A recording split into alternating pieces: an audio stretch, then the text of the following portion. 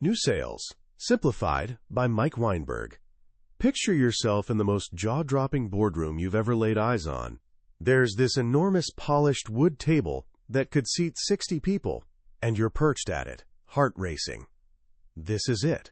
The pitch that could completely transform your small company's future. You've flown across the entire country for this moment. Standing confidently at the head of the table is your partner, the sales rock star, who practically has a trophy case dedicated to his wins. The division president of this electronics giant strides in, shakes a few hands, and drops a bomb. "I've got 30 minutes, folks." The countdown begins. Your moment has arrived. So what does your award-winning partner do? He clicks to his first slide. It's a photo of a building. His company's office building, to be precise. Second slide, another building. Then a third. For 22 excruciating minutes. Yes, you heard that right. He's going on and on about the company's gorgeous campus, dropping impressive client logos left and right, showing flowcharts that could confuse a NASA engineer. Not once does he ask the president or anyone on his team a single question. He's just monologuing away while you're watching the energy drain from the room, like someone pulled the plug on a bathtub. The president's face grows darker by the minute until he finally cuts in, clearly irritated. "Can we please just see the demo?" But by then, the damage is done. The opportunity has completely slipped through your fingers. That cringe-worthy, almost unbelievable story, it actually happened. And it perfectly captures a massive problem that sales expert Mike Weinberg kept witnessing over and over. Talented people with fantastic products were failing spectacularly.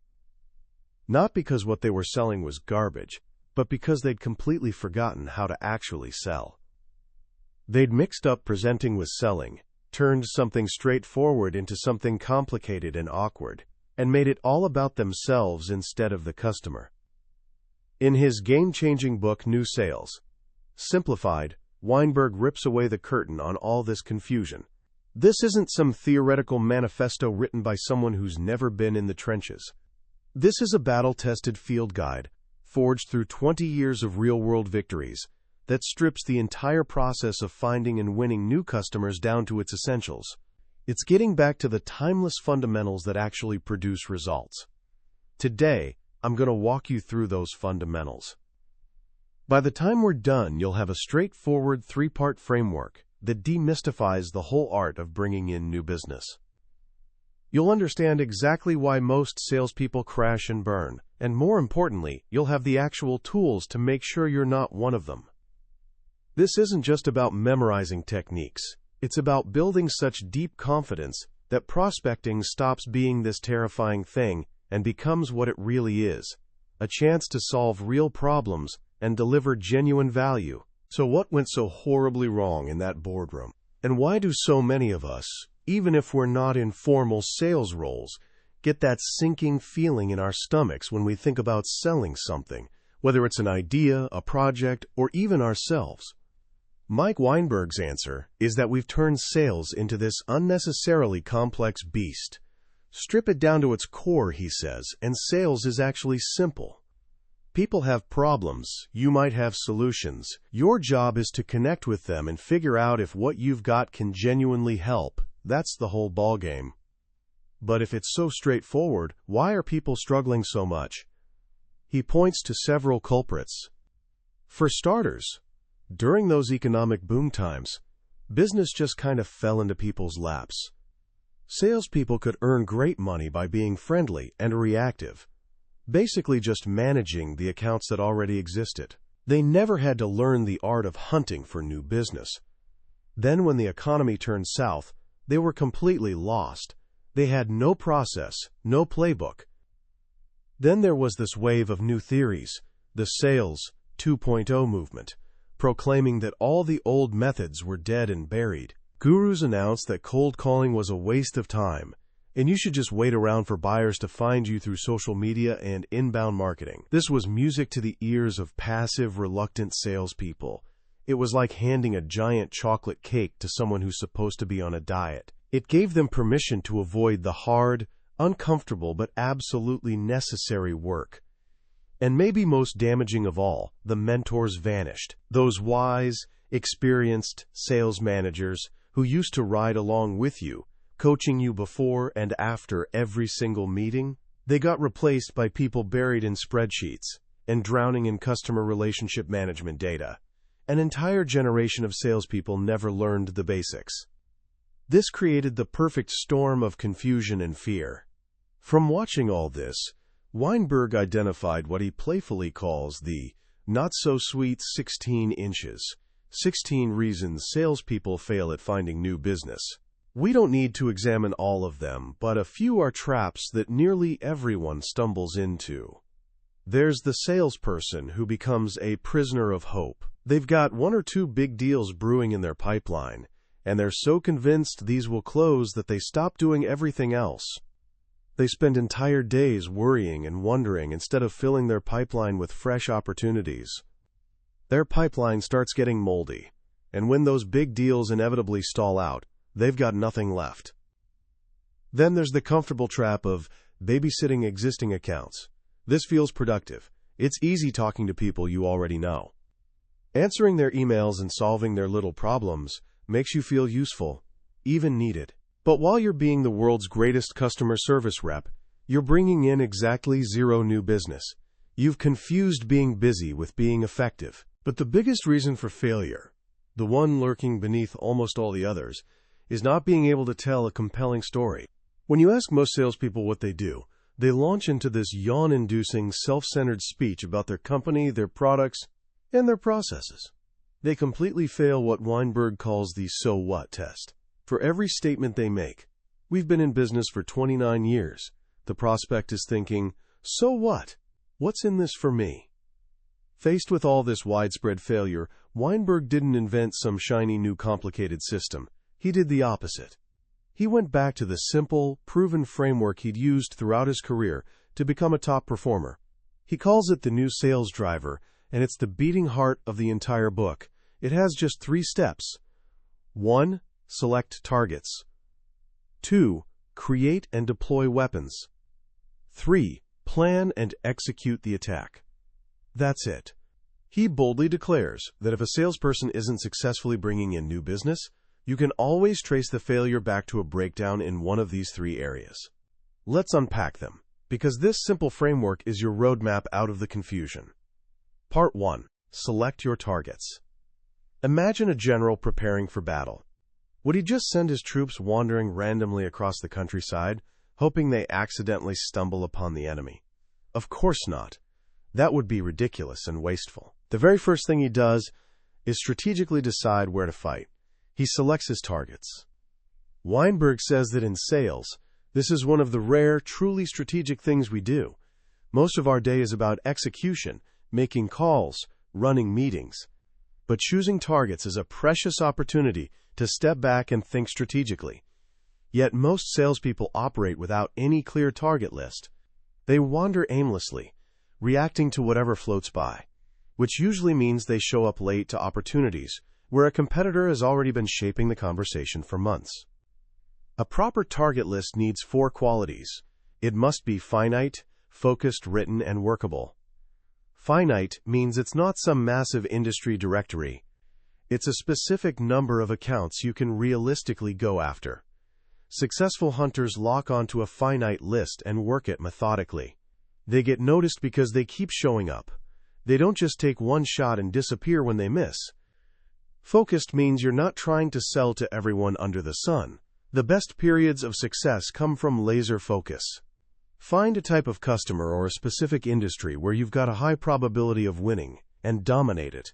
You become fluent in their language and their problems. Success becomes repeatable instead of random. Written might sound old-fashioned, but Weinberg insists on it. The most prolific new business developers live by their written lists. Whether it's scribbled on a whiteboard or printed as a spreadsheet, the simple act of writing it down creates commitment and clarity. It becomes real and tangible. Workable means the number is manageable. Too many accounts and you can't give them the attention they deserve. Too few and you run out of people to call. Where should you look for targets? Start by examining your best current customers. Who are they? What do their businesses look, smell, and feel like? Why did they buy from you originally? The prospects that resemble your best clients are your easiest wins. You already know you can bring them value, and you've got case studies to prove it. He also urges us to think bigger. Reserve a few spots on your list for what he calls dream clients, those monster accounts that could transform your entire year or even your company's future. It starts by being bold enough to simply write their names down and commit to a steady, patient pursuit. Finally, he challenges us to aim higher in the organization. Many salespeople are intimidated by this. They're comfortable calling on purchasing agents or mid-level managers. But Weinberg says this fear is misplaced. It's often actually easier to sell to senior executives. They're less interested in beating you up over pennies and more focused on solving major business problems. They think bigger. The key is you must speak their language, the language of business issues, not product features. And here's a bonus. If an executive tells you no, you can always work your way down. But if you start low and get rejected, it's nearly impossible to go over that person's head without creating an enemy. Once you've got your finite, focused, written, and workable list of targets, you're ready for step 2. You know who you're going after. Now you need to decide what you're going to use to reach them. Part 2. Create and deploy your weapons. Every salesperson needs an arsenal of tools to carry out their attack. These aren't literal weapons, obviously. They're the techniques and tools you use to engage your targets and win their business. This arsenal includes everything from networking and social media to proactive phone calls, presentations, and proposals. But out of this entire arsenal, Weinberg says there's one weapon that towers above all the others. It's the foundation everything else is built on. It's your sales story. Your sales story is the language you use to describe what you do and the value you bring. You use pieces of it in every email, every phone call, every meeting. If your story is weak, everything else you do will be weak. If your story is powerful, it can transform your entire sales effort. So what makes a story powerful? Here we hit one of the most profound lessons in the entire book. The most common sin in sales is self-focus. Most sales stories are completely about the seller. We do this, we do that. We've been in business for however many years. Our people are our greatest asset. It's boring as watching paint dry, and it completely misses the point. Weinberg delivers the hard truth. Prospective customers aren't interested in what you do. They're only interested in what you can do for them. Your sales story isn't about you. It must be about them. To fix this, he provides a simple but revolutionary formula for crafting a compelling, client-focused story. He calls the finished product a power statement. It's built on 3 critical building blocks, and the order matters tremendously. The first building block, the absolute bedrock of everything, is client issues addressed. This isn't about your products. It's about the customer's world. It's the pains you remove, the problems you solve, the opportunities you help them capture, and the results you achieve for them. The second building block is your offerings. This is where you briefly and simply state what you actually sell. The third building block is your differentiators. This is where you explain why you're better and different from the competition. The magic is in the sequence. You must always lead with the client issues. Why?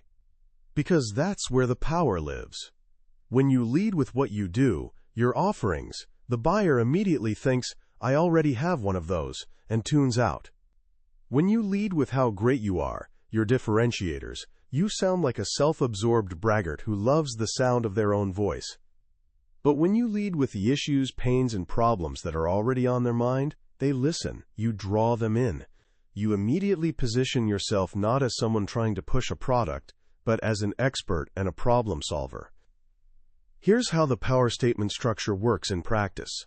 It starts with a brief headline that provides context. Then comes a brilliant little transitional phrase like, companies like yours turn to us when, or Senior executives look to us when This allows you to talk about the results you deliver in a non-braggy way, almost as if it's a testimonial from your best clients. Then you list 3 to 7 bullet points describing those client issues, using provocative emotional words like frustrated with, embarrassed by, or under pressure to. Let's look at the example from the book, a security company called AllSafe. Their old story was probably something generic like, "We provide security guards and camera systems." Boring. Commodity. Forgettable. Their new power statement starts like this. Headline: AllSafe is the premier security services provider in Canada. Transitional phrase: building owners look to AllSafe when... And then come the client issues. They're frustrated that their current system isn't delivering what was promised. They're continually embarrassed by the image projected by their security personnel. They've had it with guards who are poorly trained, unreliable, and constantly turning over. Can you feel the difference? It's all about the customer's pain. If you're a building owner dealing with those exact problems, you're now listening intently. Only after establishing this connection does the story briefly mention what they offer: manpower, systems, monitoring, and then finish with their differentiators. They're a true one-stop shop. They have the most professional officers. Their clients stick around. This power statement becomes your source document for every other weapon in your arsenal. A piece of it becomes your phone script. A piece becomes your email introduction. The full version becomes the opening to your sales call.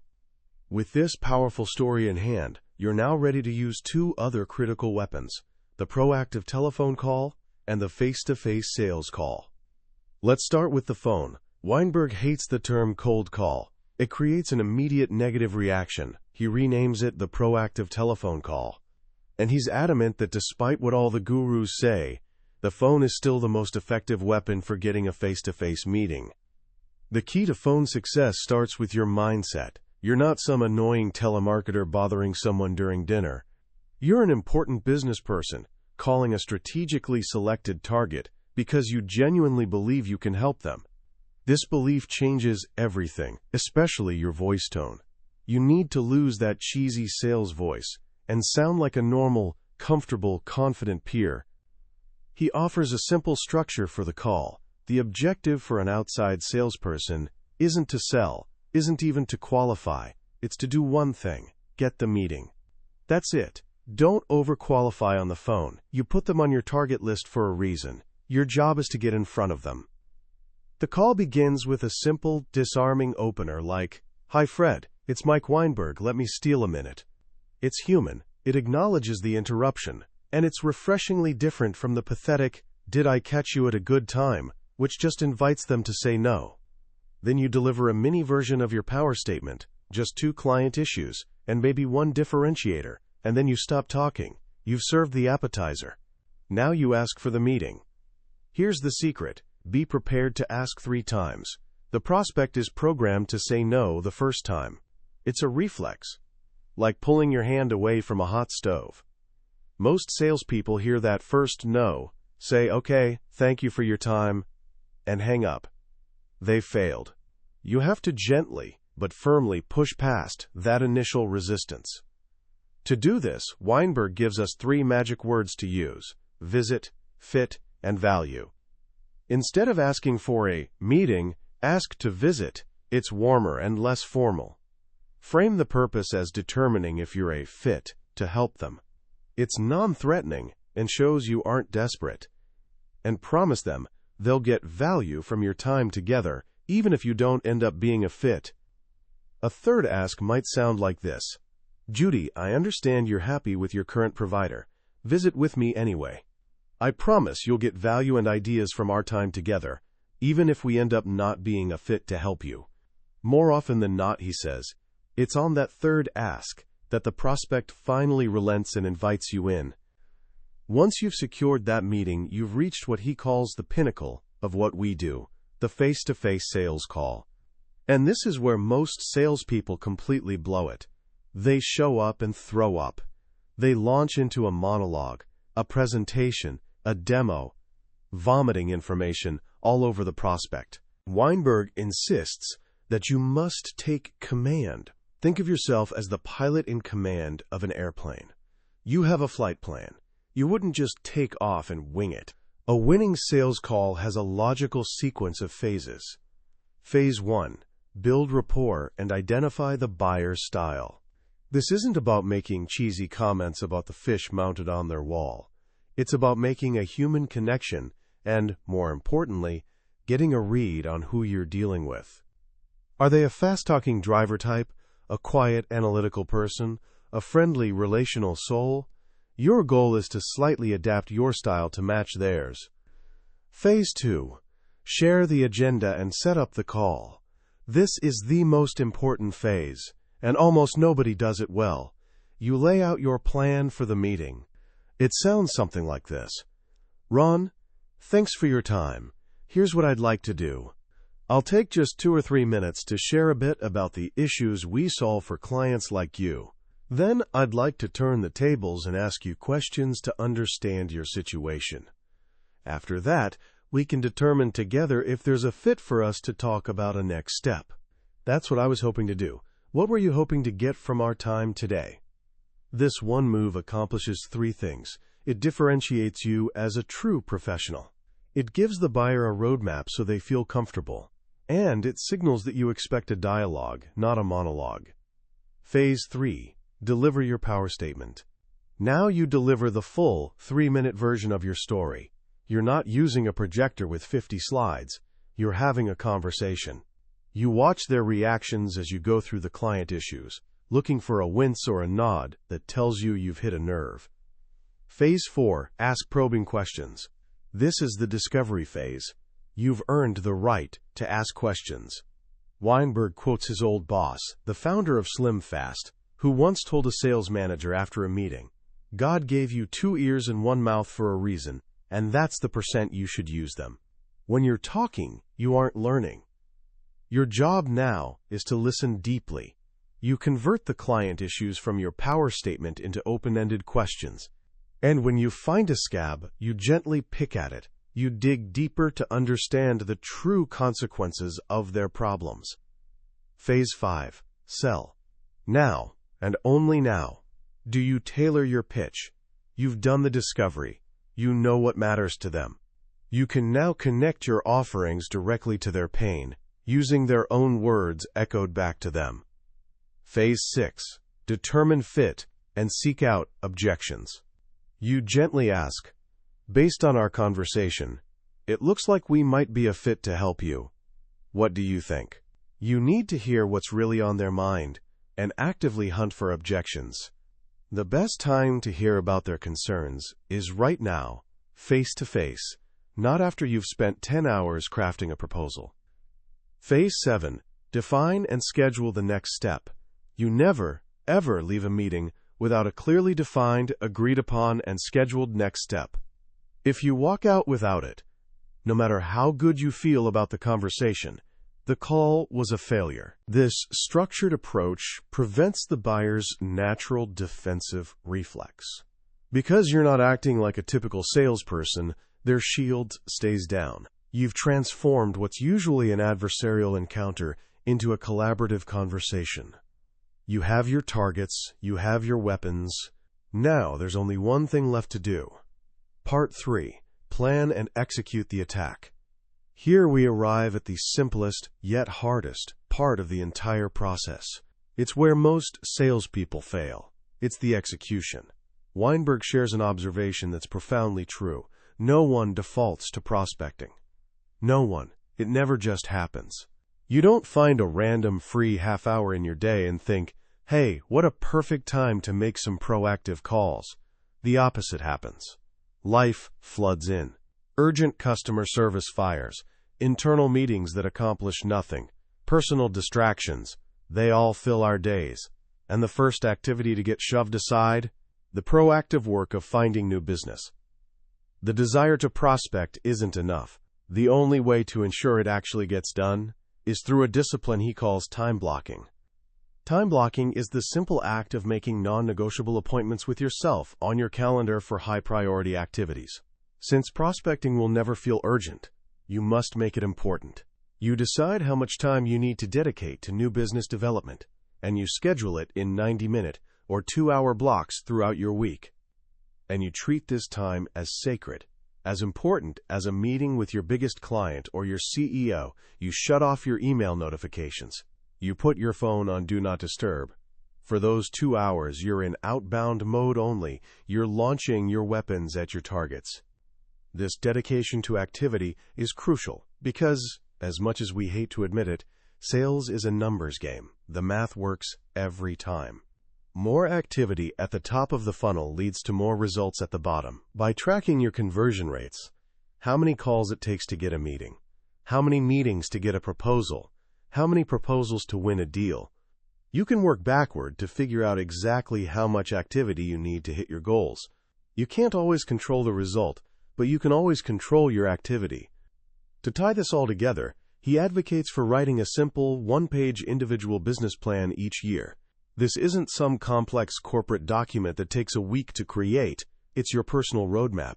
It outlines your goals, the what, your strategies, the how, your key actions, the activity metrics you commit to, potential obstacles you might face, and your personal development plan. This plan isn't meant to sit in a drawer gathering dust. It's a living document that drives what goes on your calendar. It creates accountability and forces you to take complete ownership of your success. In the end, it all comes back to simplicity and execution. New sales success doesn't come from a magic bullet or some secret closing technique whispered in ancient sales temples. It comes from mastering the basics, choosing your targets with strategic intent, crafting a powerful, client-focused story, and having the discipline to block the time and execute your attack, day in and day out. It's not complicated, but as Weinberg reminds us, simple is definitely not the same thing as easy. As we step back and look at the lessons from new sales, Simplified, what truly jumps out is its powerful, contrarian message in a world that's obsessed with complexity. We're constantly bombarded with new technologies, new platforms, and new theories that promise a shortcut to success. This book is a refreshing and necessary reminder that there are no shortcuts. Success in sales, as in most worthwhile things, comes from the disciplined execution of the fundamentals. The most profound idea for me is the concept of the sales story and the absolute necessity of making it about the client's issues, not your own products. This shift from what we do to the problems we solve is more than just a communication technique. It's a philosophical shift in your entire approach. It transforms you from a vendor pushing a product into a consultant solving a problem. This is the key to breaking through the noise and overcoming the natural resistance that buyers have. It's the antidote to being seen as just another commodity. The second powerful takeaway is the mantra, no one defaults to prospecting. This is a deeply human insight. We're all wired to respond to the urgent, not necessarily the important. We will always find something else to do. Answer an email, attend yet another meeting, organize our desk for the third time, rather than face the potential discomfort and rejection of proactive outreach. Acknowledging this isn't a sign of weakness. It's the first step toward building a system to overcome it. Time blocking isn't just some time management hack. It's the structure that protects your most important, non-urgent work from the constant tyranny of the urgent. So how can you start applying these ideas right now, today? Here are 3 simple actions you can take. First, take the so what test. Pull up your company's website, your LinkedIn profile, or the last sales email you sent. Read every sentence you've written about what you do, and after each one, ask yourself bluntly, so what? If the answer isn't immediately clear and beneficial to your customer, rewrite it. Start with their world, their pains, their goals. Second, open your calendar right now. Yes, right this moment, and schedule 2 90-minute new business blocks for next week. Label them clearly. Protect them fiercely. When the time comes, close your email, silence your phone, and dedicate that time exclusively to your target list. Even if you only make a handful of calls or send a few emails, you're building the muscle of proactive effort. Third, on your very next sales call, Try sharing your agenda at the beginning. Use the framework we discussed. Watch how it changes the entire dynamic of the meeting. See how it positions you as a confident professional and puts your prospect at ease. It's a small change that makes a massive difference in how you're perceived. That was a deep dive into New Sales, Simplified, by Mike Weinberg. We've explored the core framework and the timeless principles that can transform anyone's ability to find and win new business. But I'll be honest with you, a summary can only take you so far. The real magic happens when you hold the book in your hands and read it for yourself. It's in those quiet moments when a particular story or a simple phrase hits you in a way you didn't expect. This summary is a map, but the book is the actual journey. If anything we've talked about today has resonated with you, if you feel that pull of wanting to build confidence and master this essential skill, I encourage you to grab a copy. Reading it isn't just about learning. It's an experience that can genuinely change how you approach your work and your career. The link to the book is in the description. Also, if you found this summary valuable and it sparked some new ideas for you, please show your support by hitting that like button and subscribing to the channel. It lets us know we're on the right track and ensures you won't miss our next journey into another life-changing book from the billionaire's bookshelf. Let's keep learning and growing together.